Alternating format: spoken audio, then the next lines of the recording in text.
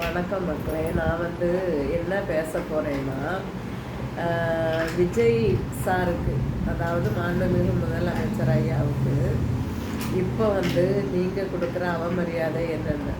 அதாவது நீங்கள் என்ன சொல்கிறீங்கன்னா, எங்கள் பிள்ளைங்களுக்காக தான் நாங்கள் ஓட்டு போட்டோம் தாவேக்காக்கு, இல்லைன்னா ஓட்டு போட்டிருக்க மாட்டோம், எங்கள் பிள்ளைங்க மிரட்டுனாங்க செத்துருவோன்னு, எங்கள் பிள்ளைங்க தீ வச்சு கொளுத்திடுவேன்னு சொன்னாங்க, எங்கள் பிள்ளைங்க சத்தியம் வாங்கினாங்க, எங்கள் பிள்ளைங்க நாங்கள் வீட்டுக்கு வர மாட்டோம் அப்படின்னு சொன்னாங்க, அதனால தான் நாங்கள் தாவேக்காக்கு ஓட்டு போட்டோம், இல்லைன்னா ஓட்டு போட்டிருக்க மாட்டோம் அப்படின்னு சொல்லிட்டு நிறைய பேர் பேசுகிறீங்க.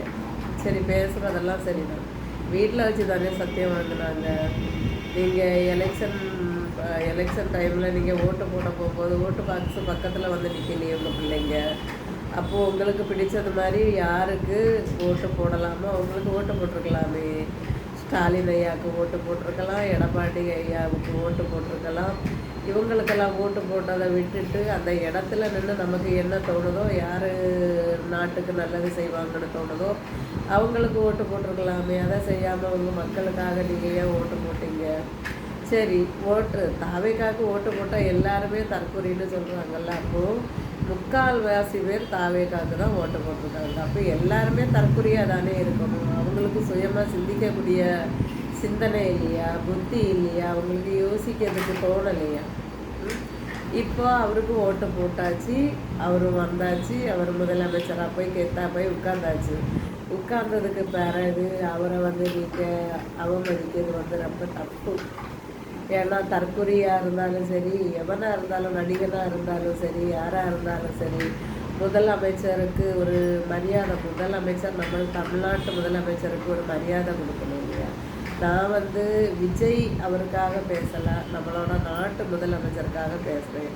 சொல்லப்போனால் விஜய் எனக்கு ரொம்ப விருப்பப்படாத ஒரு மனிதர்.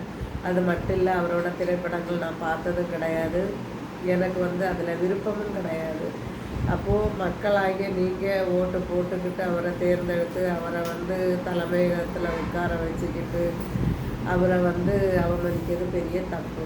அவர் ஓட்டு கேட்கும்போது என்னென்ன அறிக்கை விட்டாரோ, இலவசம் கேஸ் இலவசம் 2500 ரூபா நான் பெண்களுக்கு கொடுப்பேன், இல்லை என்ன இலவசங்கள் அவர் சொன்னாரோ அவருக்கு கொஞ்சம் அவகாசம் கொடுத்து அவர் செய்யலைன்னா நீங்கள் அவர்கிட்ட கேட்கலாமே. நாட்டு மக்களாகிய உங்களுக்கு கேட்கலாம், நீ இப்படி எல்லாம் சொன்னப்பா, உனக்கு அவகாசம் நாங்கள் தந்திருக்கோம், இல்லை 6 மாதம் இல்லைன்னா 3 மாதம் நாங்கள் கொடுத்துருக்கோம், அவகாசம் கொடுத்துருக்கோம், எங்களுக்கு ஏன் இதெல்லாம் செய்யலைன்னு கேட்கலாமே.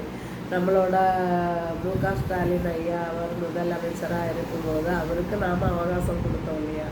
அவகாசம் கொடுத்து தானே அவர் உடனே ஒன்றும் நமக்கு செய்யலையே. அவரும் கொஞ்ச நாள் எடுத்துக்கிட்டார்ல, அதே மாதிரி இவருக்கும் அவகாசம் கொடுங்க. நம்மளோட நாட்டு முதலமைச்சருங்கிற ஒரு தமிழ்நாட்டு முதலமைச்சருங்கிற ஒரு மதிப்பு மரியாதையை கொடுங்க. அவரை அவமதிக்கிறதும் அவமானப்படுத்துகிறதும் நம் நாட்டையே அவமானப்படுத்துறதுக்கு சமம். மக்களாகிய உங்ககிட்ட நான் இதை தாழ்மையுடன் கேட்டுக்கிறேன். ரெண்டாவது அவர் சில விஷயங்கள் யோசிக்காமல் செய்யலாம். அதெல்லாம் ஏன்னா நம்மளோட தமிழ் தாய் வார்த்தை அவர் புறக்கணித்தது அவர் அறியாமையே செய்ததாக கூட இருக்கும்.